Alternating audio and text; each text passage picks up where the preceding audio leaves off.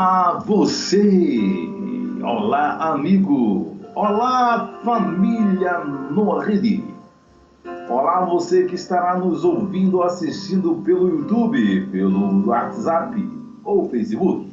Quem vos fala é ele, Geraldo Luiz, cantor e compositor. Inclusive estamos com um projeto cover, várias canções da MPB, mas não é disso que nós iremos falar nesta super quarta. Como todos sabem, é conhecimento de todos, a quarta-feira tornou uma super quarta, uma sabatina, com quem sabe tudo mais um pouco das histórias bíblicas, da tradição oral judaica, dos conceitos judaicos, dos grandes sábios.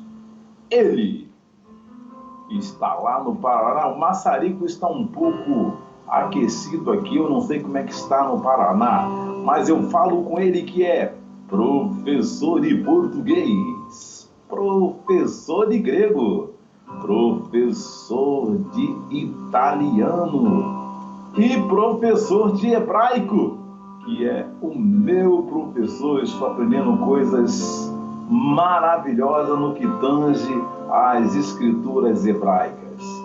E nosso tema, que passou a ser a partir da quarta retrasada, foi ou é: a Terra é plana, é esférica? Como foi formada a Terra? Há um grupo que afirma, até conhecedores, pesquisadores, físicos, afirma que a Terra é plana e cita alguns textos bíblicos, só que eles citam no português. E eu vou falar com quem sabe o hebraico, sabe tudo mais um pouco, João Alves Correia, conhecido como S. Bom dia, João Alves, como vai? Bom dia, Geraldo. Tudo ótimo, certinho. Aqui o clima tá bom, hoje o Paraná tá ameno, né? Muito bom. Estamos aí então para mais uma super quarta, depois de uma semana de folga por conta da minha gripe, né? Uma semana de a gripe te pegou e aí não deu pra gente fazer. Mas temos muito assunto, né? Não sei se a gente termina hoje, né? Não, acho que não terminamos hoje, Geraldo, mas vamos lá, né? Vamos lá então, preparado? Posso soltar a borduna? Vamos lá. Com você, Eu tô com 3 bíblias abertas aqui. Eu tô com a Sefer, estou com uma Humash, e estou com uma Bíblia que eu andei passando pelo Messiânico. Então ele escondia a capa da Bíblia João Ferreira de Palmeira, né? Eles encapavam para ninguém ver que é a Bíblia, né? E mandou comprar a Bíblia judaica completa. Aí eu comprei, né? Estava todo empolgado, né? Pô, tava com novo conhecimento, né? Comprei. Mas o Criador me fez enxergar que era tudo a mesma coisa. Então eu quero voltar, né, ao livro de Bereshit, capítulo 1, verso 1. E, ao mesmo tempo, eu quero entrar no verso 1, 7, só para a gente fazer uma análise melhor. Nós começamos, eu quero repetir, já falamos de Josué, do sol, que ele não tinha conhecimento, foi que ele escreveu o que ele viu, o que ele imaginou, não tinha uma estrutura científica para ele entender que os astros eles giram simultaneamente, não tem nada estático, como você falou, não é isso? Sim, Josué era um homem de guerra, não era um homem de ciência, né? Perfeito. Era um profeta. Era um profeta, mas o profeta também tem as suas limitações, né? Perfeito. O profeta não é um super-homem, ele recebe, digamos, o conhecimento que é adequado para a sua geração, para a sua época. Perfeito. Então vamos ao que interessa. Eu vou ler em hebraico, eu já estou aprendendo a ler em hebraico algumas partes. Vai ficando então, chique o negócio aqui, vamos lá então. Vai ficar chique agora o negócio, né? Vamos lá? Vamos lá. Bereshit bara Elohim et hashamai et haaretz. Em um princípio, é a tradução correta, não é no princípio, que você nos ensinou, né? O B é em um princípio. Criou Deus os céus e a terra. Certo? Agora eu não vou ler esse em hebraico porque eu não li, mas vou ler em português o verso 7. Perfeito? Eu leio, você quer duas, vou ler duas versões, tá bom? Você gravou aí o Bereshit 1, eu vou fazer as perguntas, certo? Você que manda aí, vamos lá. Então eu vou ler aqui a Sefer no 7.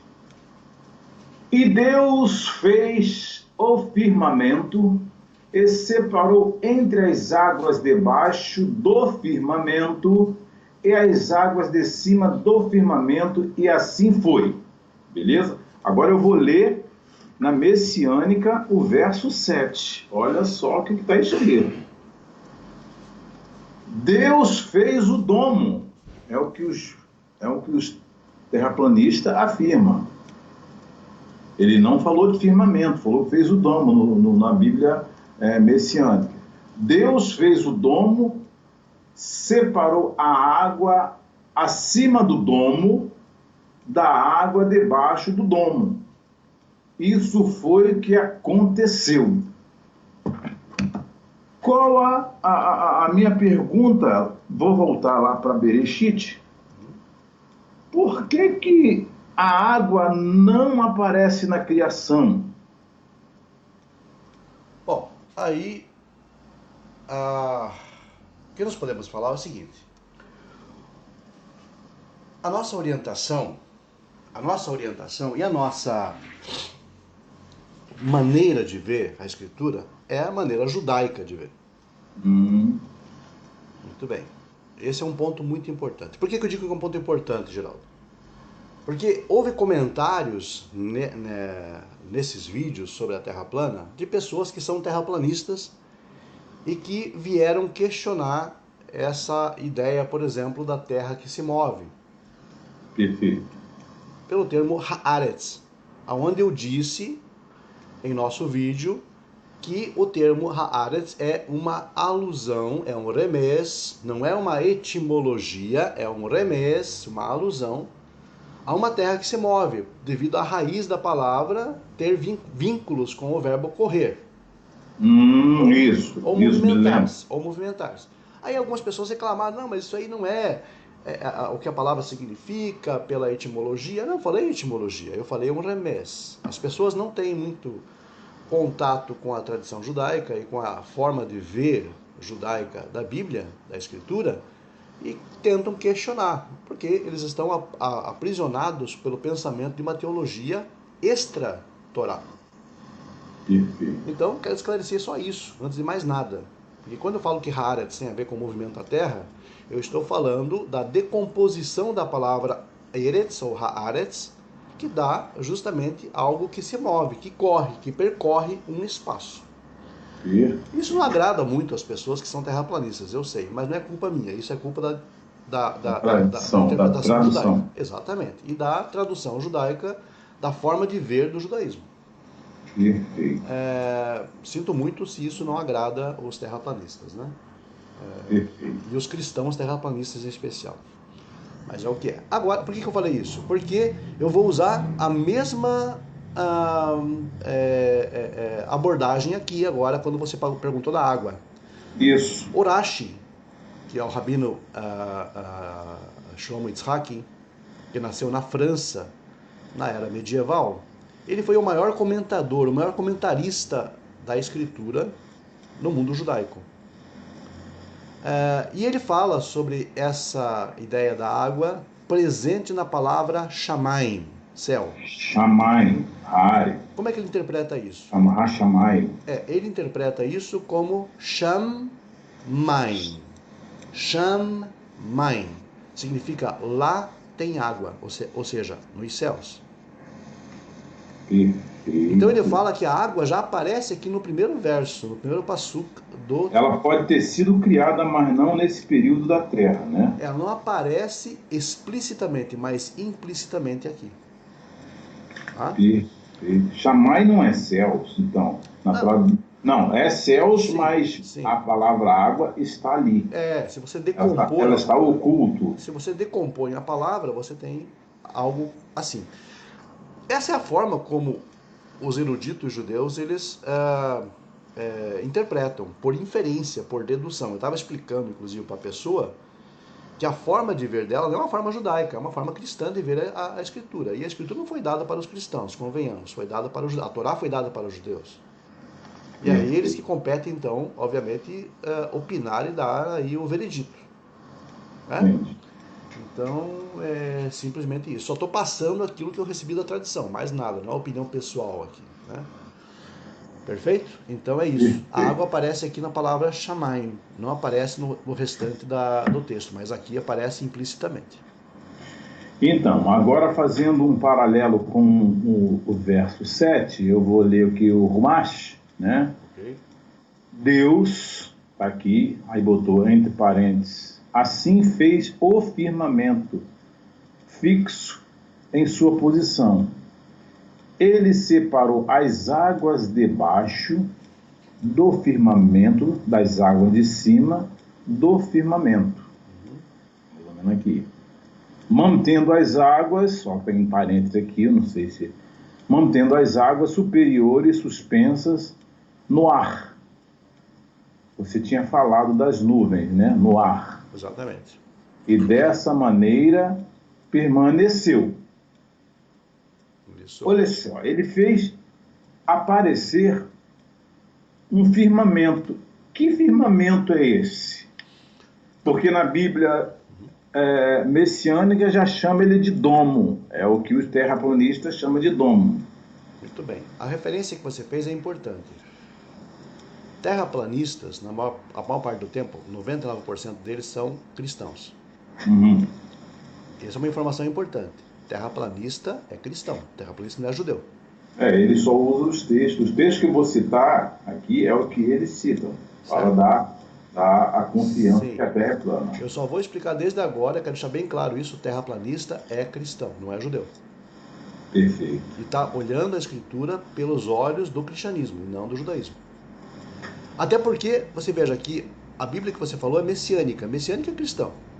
Messiânica é cristão. Por que você acha que ela traduziu como domo? Né? Bom, então a gente já começa por aí.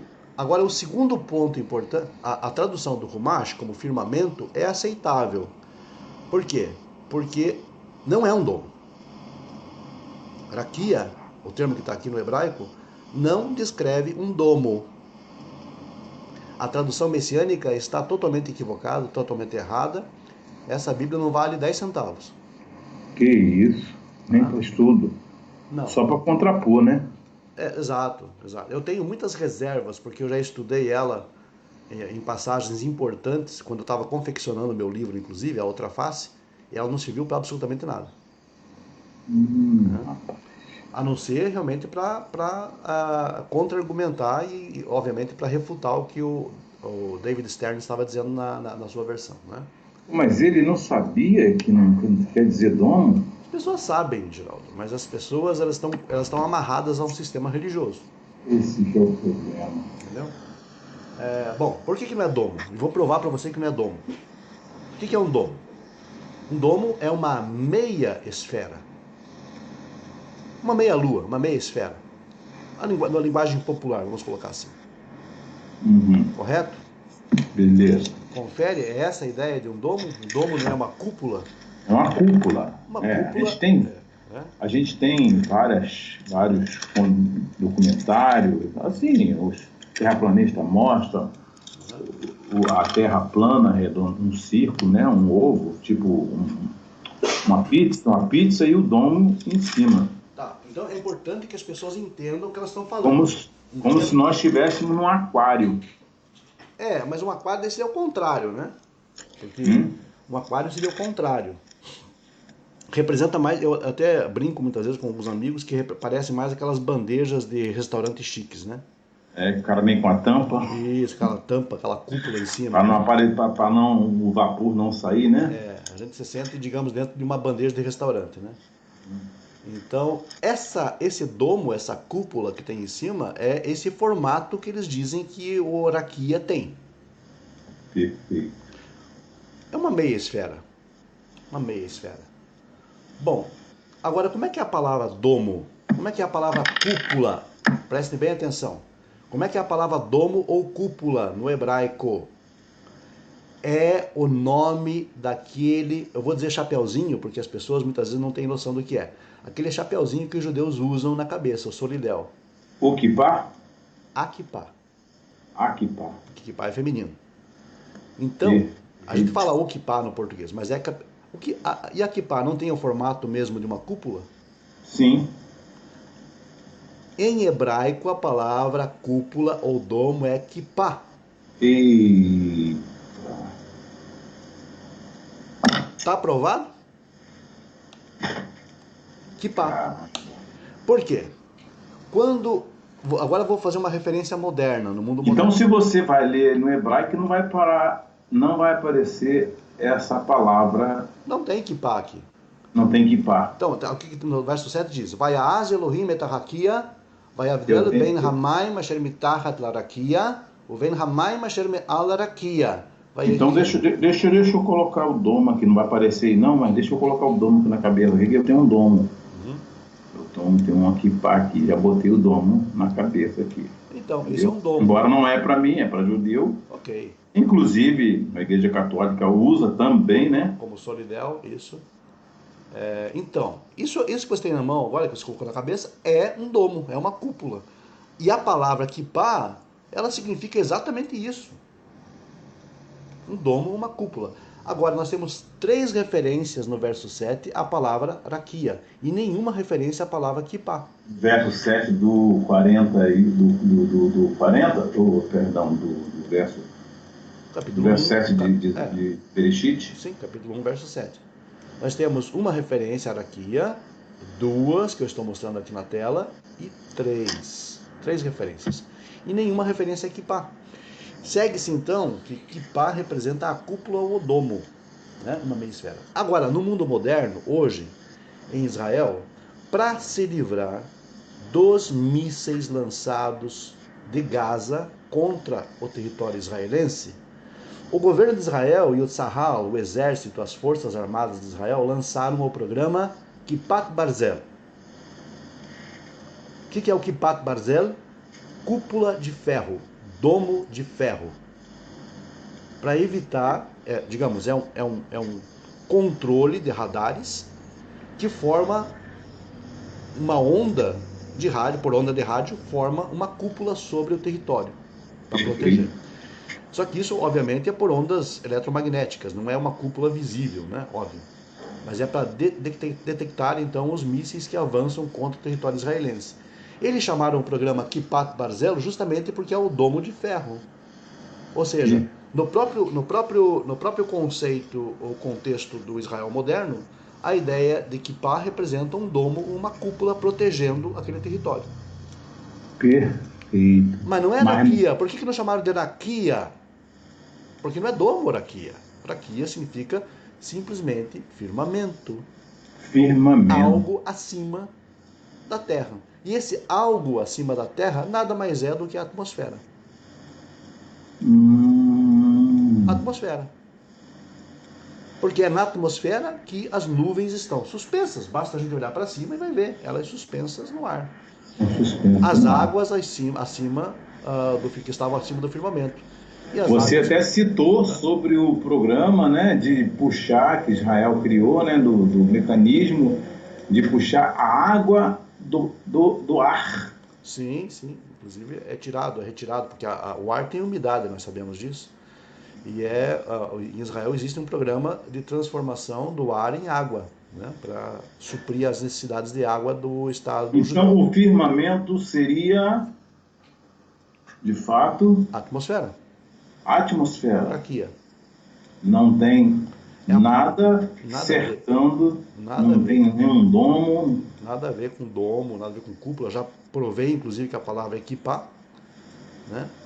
E até pela lógica de você ver o objeto, de você ver a kippah, você vê que era a forma de uma cúpula, de um domo. Né? Tem até lá a cúpula lá da mesquita, né? Lá isso. Aquilo lá é uma cúpula. É uma cúpula. Chama-se domo dourado, cúpula dourada, né? O domo dourado. Ali seria o domo, né? Seria o domo. Aquilo é um domo, não é parecido com uma kippah ali em cima? Perfeito. Então, é exatamente isso. Por que não chamam de raquia em hebraico aquilo? Chamam de kippah. Kippah Zahav, né? Perfeito. Do, Agora, só no um capítulo. detalhezinho, Geraldo, antes Continua, vai em frente. para a gente fechar aqui essa questão. Só deixa eu esclarecer sobre o termo raquia mais um pouco, porque os terraplanistas, eles se apegam muito a essa ideia do raquia como domo, porque na etimologia da palavra raquia, ou seja, na origem dela, ela significa algo que é batido, que é amassado, como se fosse uma lâmina de metal amassado e batida. Certo? Sim. Ocorre que, na verdade, o que eles se apegam muito a isso, porque dizendo, ó, é uma coisa física, então, é uma coisa sólida, que foi, digamos, de alguma forma batida, como aquele ouro batido do santuário, que era colocado as folhas de ouro sobre a Arca da Aliança, e sobre a Arca da Aliança, e sobre os querubins. Então essas folhas de ouro elas foram moldadas na Perfeito. imagem. E eles acham então que isso é algo físico que foi batido, foi martelado, por assim dizer, por Deus e colocado acima de nós. Perfeito. Né?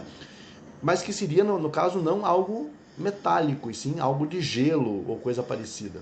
Só que raquia é algo moldado, na etimologia do termo, como se fosse um ferreiro moldando o ferro, modernamente moldando qualquer tipo de metal. Né? Mas não confere com a realidade, porque nós não temos nada de metal em cima das nossas cabeças.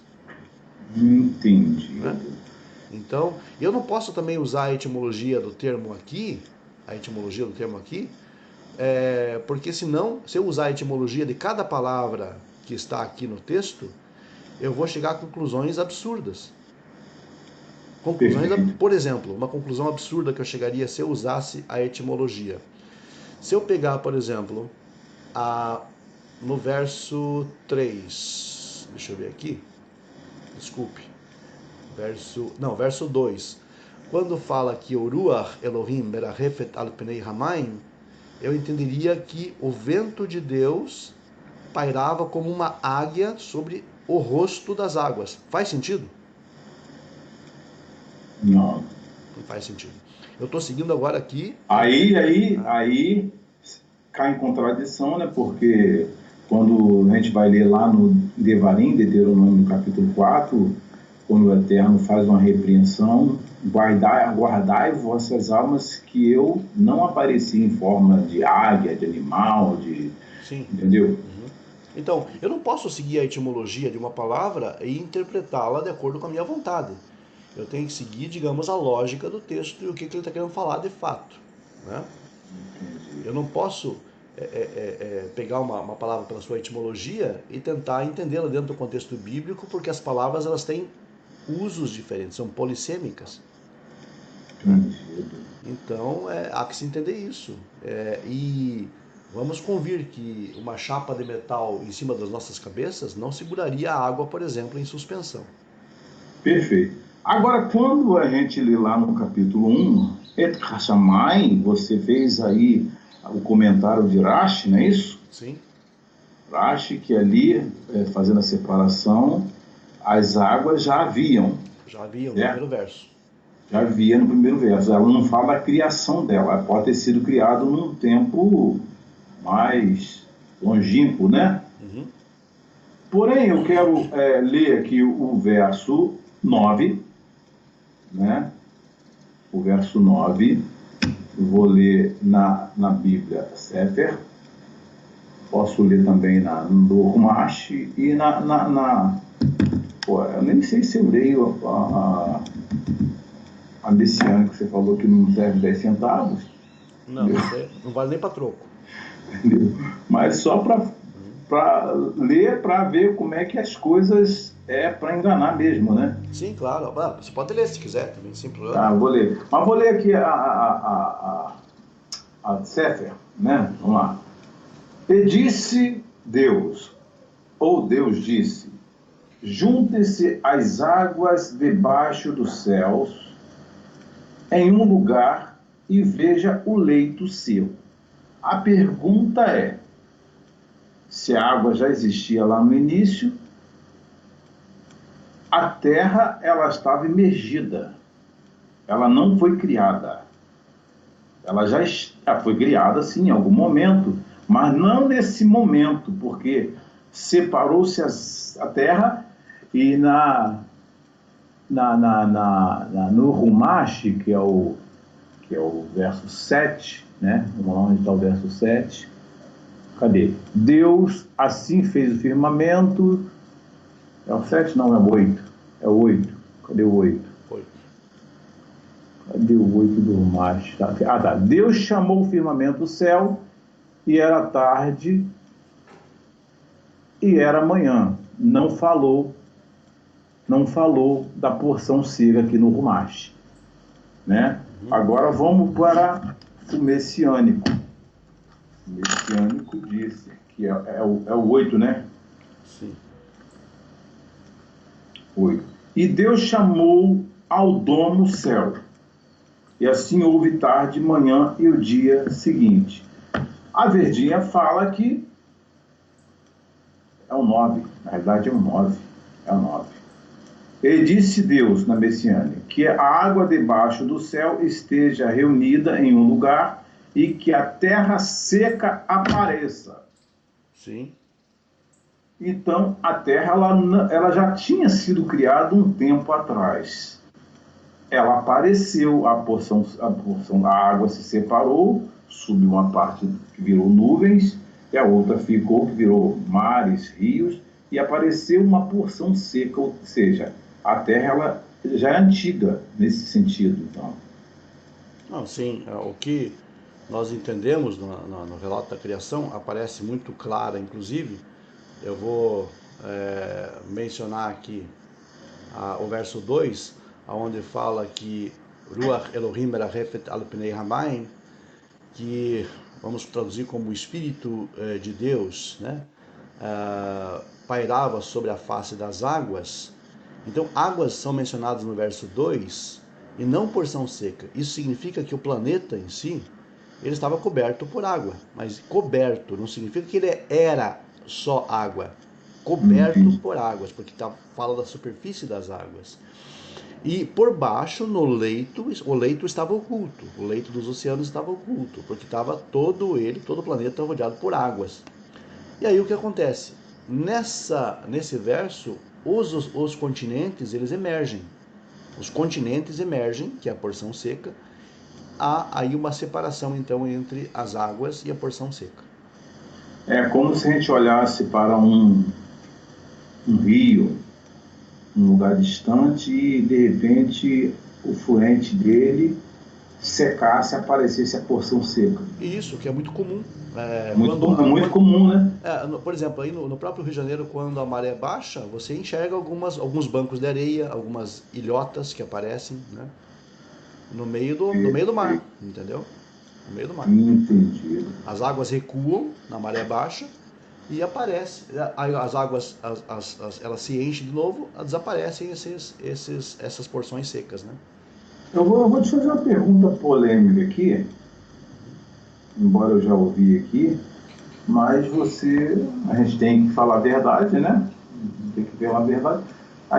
Eu, somente quando era cristão, a gente ouvia: o Espírito de Deus está aqui, neste lugar, que é a terceira pessoa da Trindade. Espírito de Deus, Espírito de Deus. E aqui fala que o Espírito de Deus pairava. Que espírito? Você pode explicar que espírito é esse aí? Perfeitamente. É um ser? Não. É o que é? Tá ok. A palavra que aparece aqui é Ruach. Ruach nada mais é do que um vento. Então, toda vez que você percebe o ar em movimento, isso é Ruach. Quer dizer, o vento que está balançando a minha mangueira aqui. Isso. É o Espírito de Deus? Não é exatamente... No sentido não é esse sentido da tradução. No sentido da palavra Ruach. Agora, Ruach. Então, esse vento que a gente vê ventos, ventania, derrubando uma árvore, essa é Ruach. É que o texto não está querendo dizer? Ruach. Não é um ser Não, só deixa eu chegar lá então. É só uma questão importante, porque você colocou Ruach como vento, e tudo que você vê como vento é Ruach. Perfeito. Mas o que é? Isso não é uma personalidade. O vento não é uma personalidade, certo? Certo. É uma pessoa? Não. Não. Tem, o vento Não dá nem para ver. o vento tem algum tipo de atributo, de qualidade? Não. Não. Ele é o que é. Ele foi criado para aquilo e é aquilo que ele faz. Agora, nesse aspecto aqui, no verso 2, Ruach Elohim, é importante que a gente aprofunde um pouquinho mais. Vamos nessa.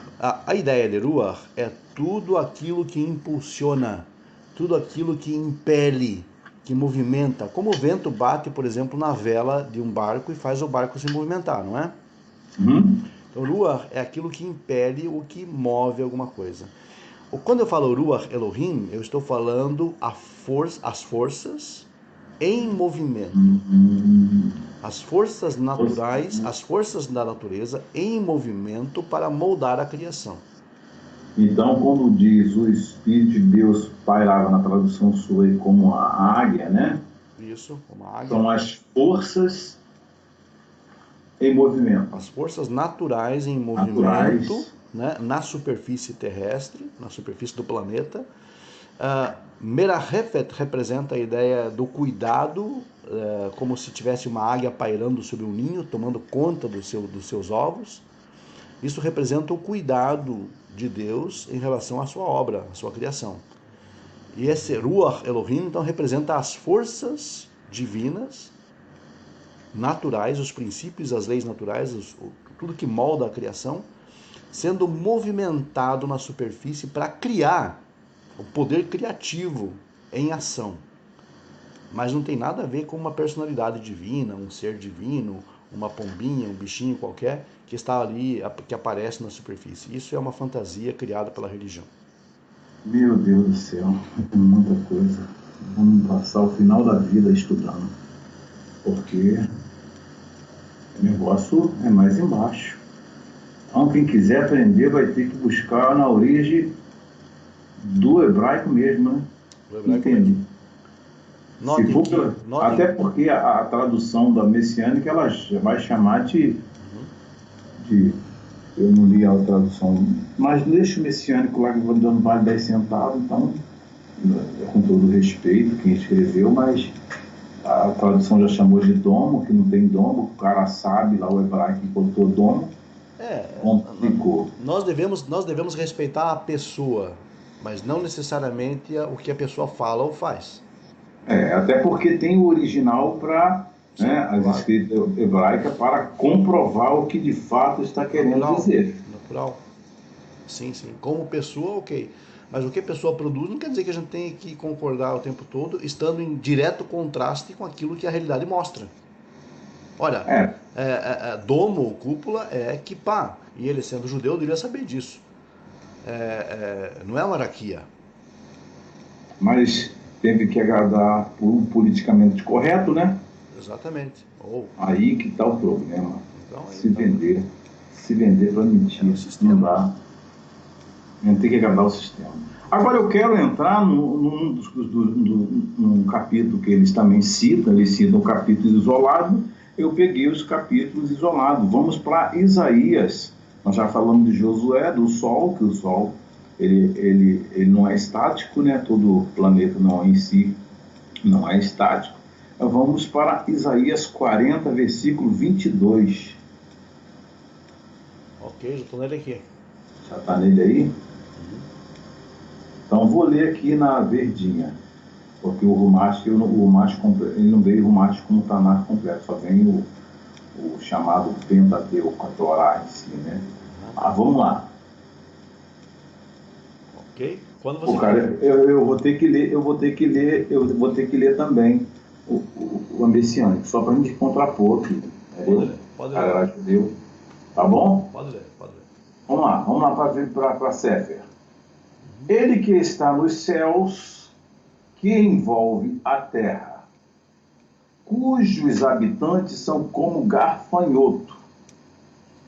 Ele que estende os céus como uma cortina e os molda como uma tenda para nela habitar.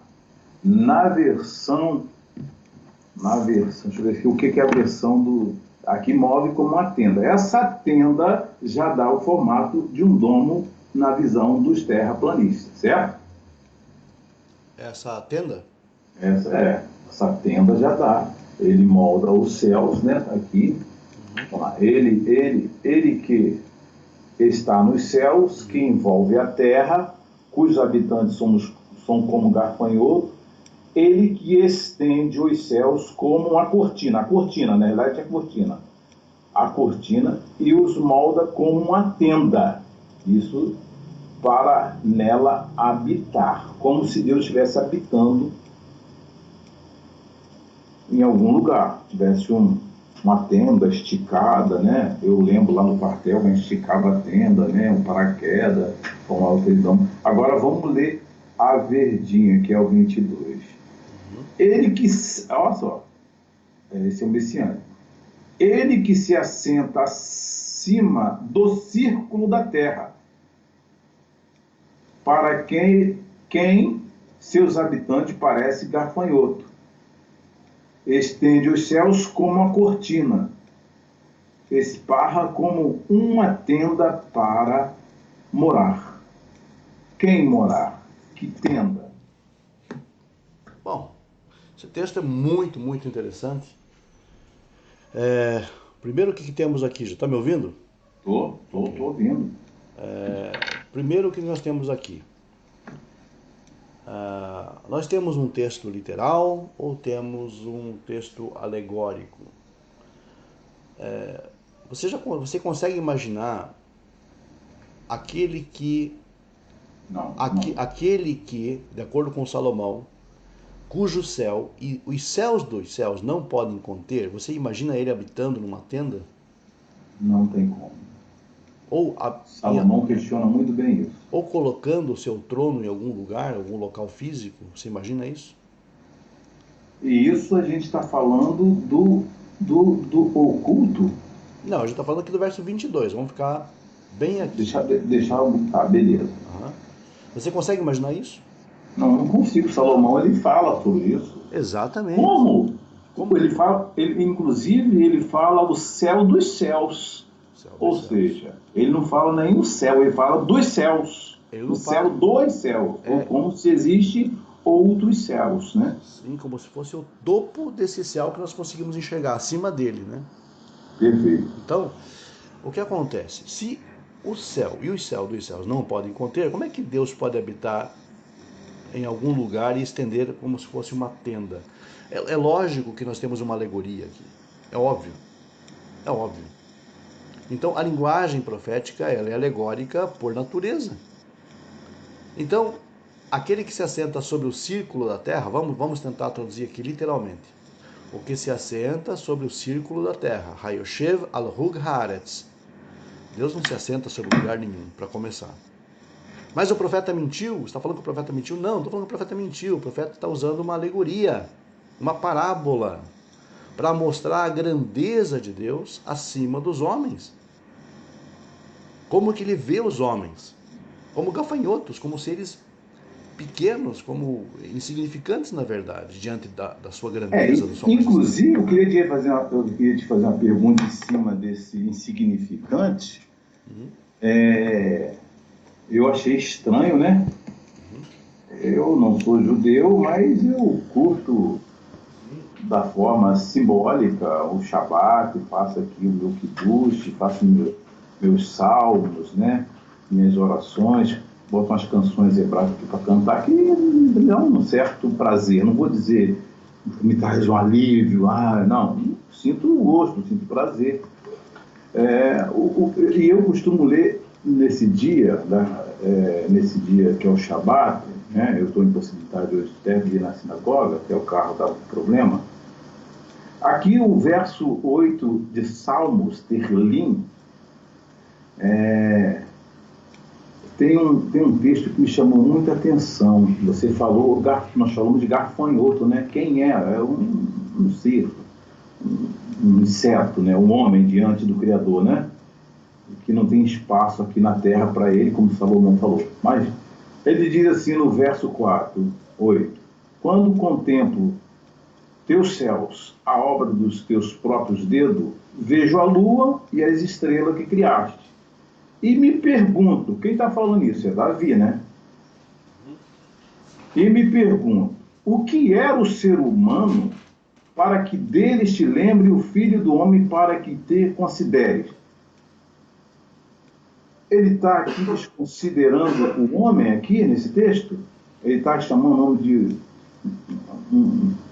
É a coroa da criação, ele diz que é a coroa da criação, mas ele está... Quem é o homem para que deles te lembres, né? Mas colocou, e o filho do homem para que te consideres. É Davi que está falando. Quem é o homem? Quem é o ser? Jó vai falar no verso 25 que o homem é considerado um verme e o filho do homem um vermezinho. É nesse sentido aí? Nesse sentido aqui, é importante que se frise o seguinte: na perspectiva do homem humilde em relação a Deus, é isso que o homem é: um verme, um gafanhoto, um inseto, nada. Na perspectiva do homem justo em relação a Deus. Na perspectiva de Deus em relação ao homem, isso não é uma verdade. Porque Deus valoriza o homem, Deus dá valor ao homem e realmente deseja com que ele chegue ao conhecimento, né? Perfeito. Então é importante que se note, quando se escreve ali, a expressão de um homem justo, honesto, intelectualmente falando, que reconhece as fraquezas humanas e coloca em seu livro que o homem diante de Deus não é nada, é isso mesmo. Agora, no aspecto contrário, em relação a Deus-homem, é diferente, porque a gente vê Deus sempre se interessando pelo homem, sempre buscando o homem, sempre instruindo o homem. Então, o homem é importante para Deus. Então, na expectativa do homem para com Deus, olhando, o homem é um Zé Ninguém, né? Mas na perspectiva de Deus, até porque no capítulo 8 lá de Terlim, portanto fizeste menor um pouco que os anjos. Sim, e o coroaste. Para você ver. Isso é a expectativa de Deus para com o homem. Exatamente. Ah, sim, entendi. Aí você percebe o contraste das duas... O homem está vendo uma coisa e Deus está vendo outra coisa. Exatamente. Como os pensamentos de Deus são mais altos que o nosso. Então o salmista, ele se surpreende de Deus se interessar pelo homem. Entendi. Quem é o homem? Tá? Mas Deus vem e refuta. Não, o homem eu coloquei como coroa da criação. Exatamente. Domina tudo, exato, faz tudo. Exato. Perfeito. Então, para você ver que porque isso é importante que você falou isso até, Geraldo, pelo seguinte, porque tem muitas religiões que procuram colocar o homem como se fosse um nada. O homem é dependente da graça de fulano, do sacrifício de fulano, porque senão não tem salvação, porque é dependente disso. Não, o homem, ele é a coroa da criação de Deus.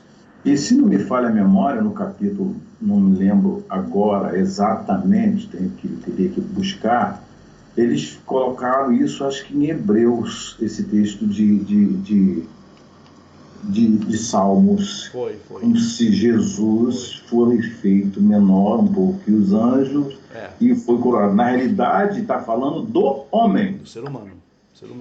Matou outra charada aí, né? Do ser humano. Quer dizer, aquilo que é, na verdade, característica de todo homem, como coroa da criação, eles colocaram num único homem para justamente justificar a necessidade hipotética que o ser humano teria dele. Agora, quando ele fala o homem um pouco menor que os anjos, ele está querendo dizer em que sentido?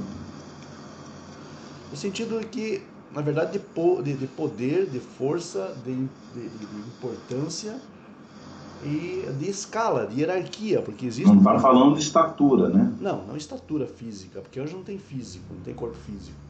Mas é da importância na escala universal da criação, né? Até porque os anjos foram criados primeiros, as forças, as energias, os princípios vitais da criação foram moldados primeiro, para depois moldar o homem, né? Perfeito. Muito entendido. Deixa eu ver aqui no nosso horário. Nós temos 4 minutos, mas eu vou entrar no capítulo de Ezequiel, que é o texto que eles usam para... Eles pegam só o texto isolado para afirmar que a Terra é plana. Eu vou para Ezequiel 7:2. Uma sugestão, Geraldo. Ainda não, porque nós não terminamos ainda de analisar o 22. Ah, então vamos pro 22. Continua aí. Vamos lá. Porque eu não falei ainda. Então vai acabar no 22. Continua. Hayoshev al-Hug Haaretz, aquele que se assenta sobre o círculo da terra. A palavra Hug, que está ali, Hug, ela tem a mesma origem da palavra Hag. Quando é uma festa judaica, um feriado judaico, as pessoas falam o quê? Hag Sameach. Hag Sameach. Hag vem... Hag é feliz? Não, Hag é festa, feriado. Festa, feriado. Então, feliz é Sameach. Então, feliz festa, feliz feriado. Hag Sameach. É que o Hag vem antes, né? Muito bem. Se Hag tem a ver com Hug, o que Hug é círculo e Hag é festa? Por quê? Presta bem atenção, olha só, é importante. Até que você está estudando hebraico, é importante você saber disso. Hag, a festa, não é uma festa cíclica? Sim. Ela não acontece todo ano, todo ciclo? Todo ano, né? Todo ciclo. Volta para o mesmo lugar. Por quê? Porque o calendário hebraico é entendido como um círculo, ou um ciclo que começa no mês de Nissan e termina, obviamente, né, no mês antes de Nissan e recomeça então em Nissan novamente um outro ciclo. E o que é um ciclo se não é um círculo, correto? Verdade. Por isso que Hag tem a ver com círculo, porque é uma festa cíclica que acontece de 12 em 12 meses, né? Agora, olha só, a ideia aqui é círculo da Terra. Primeiramente que isso aqui representa, na verdade, exatamente a Oraquia, a atmosfera terrestre. E representa ela de forma circular. Mas, óbvio que, por exemplo, na mente do profeta, ele não usou a palavra esfera, porque a palavra esfera sequer existia no hebraico. Não tinha vocabulário para ele encaixar a palavra correta, né? Não. Depois dessa palavra, Hug, veio uma outra palavra mais recente, que é Kadur. Kadur no hebraico moderno representa a esfera ou bola. Porém, se você dissecar a palavra Kadur, você tem o sentido seguinte, como uma geração. Kadur ou Kador. O que é dor? Dor é uma geração. E o que é uma geração? É um ciclo. Que vai e volta. Um círculo. Por isso que chama-se, muitas vezes até em outros momentos da tradição judaica, nós falamos de ciclos ou círculos, porque isso sempre se repete, a geração após geração, dor, vador, ledor, vador. Então, Kadur tem a ver com a ideia de geração. Geração é um ciclo. Era a palavra que o profeta tinha no momento para se referir à esfericidade do planeta. Perfeito. Daqui, aliás, Rashi conclui essa ideia da esfera e outros intérpretes posteriores no judaísmo daqui também tiram também a ideia da esfericidade da Terra. Forte, hein? Muito forte. Se pegar texto isolado, principalmente traduzido do latim para o português e falar ao pé da letra, vai se enganar e ensinar muito. E tem um grupo forte aí que... Tem grupo grande. Não, eu quis entrar nesse tema porque até a gente que não conhece o hebraico, no meu caso, estou estudando agora, estou conhecendo a origem da palavra, eu fico mais tranquilizado, porque qualquer um que lê vai entender realmente que é plana, né? Tem ali um domo, tem uma tenda, entendeu? É muito importante. E paramos praticamente no 42, né? Paramos no 40, verso 22. Tem muita coisa, então. Essa é a terceira aula? Não, essa é a segunda. É a segunda aula. Vamos ver o que vai dar na próxima aula. Vai dar muita coisa ainda, porque tem muito texto isolado aqui que eu vou citá-lo. Tudo bem. Entendeu? Perfeito? Então, é isso aí, João. Eu fico muito satisfeito por essa explicação, quebrando o vamos melhor, quebrando não, partindo a pizza aí, vamos dividir essa pizza aí para almoçar, com todo respeito àqueles que vamos partir a pizza aí, destampa aí, porque o vapor vai sair, né? Pega o domo, destampa, vai sair bem quentinho, queijo derretido, né? Pô, não posso nem comer, falando em pizza aqui, não posso nem comer pizza, entendeu? Mas tudo bem, fica pra próxima aí. Quando a gente estiver junto, se encontrar junto, fazer um bate-papo aí, gravado ao vivo aí. Perfeito. Beleza? As suas considerações finais aí, fala do seu livro que eu comecei ontem, ler primeiro, né? Legal. Eu estou com ele aqui na mão, eu vou degustar esse livro, né? Vou fazer. Coma esse livro. Aí o cara pegou a Bíblia e começou a comer. Come esse rolo. Como esse rolo. O cara pegou a Bíblia, começou a pegar um pedaço da Bíblia, foi rasgando e foi comendo. E eu vou destroçar esse livro, porque esse livro aqui é de grande relevância para os dias atuais. Para a gente que saiu e para a gente que vai conversar com pessoas que têm essa visão, né, das últimas coisas, está aqui na minha mão. Eu comecei lendo aqui como é que eu posso descer aqui? Deixa eu ver. Sim. Muito bem, então.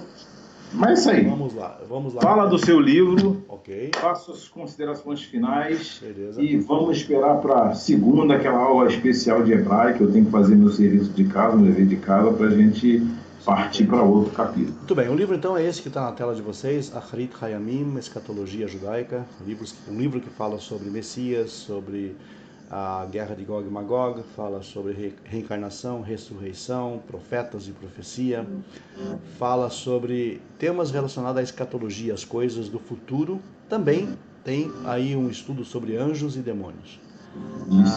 O contato vai estar ali pelo WhatsApp para vocês adquirirem. Entrem em contato comigo direto e eu passo os detalhes para vocês, tá ok? Geraldo, um abração, tudo de bom. Então. Um abração, até a próxima. Sorai Tovim. Sorai Tovim. Até lá então. Um abraço. Tchau.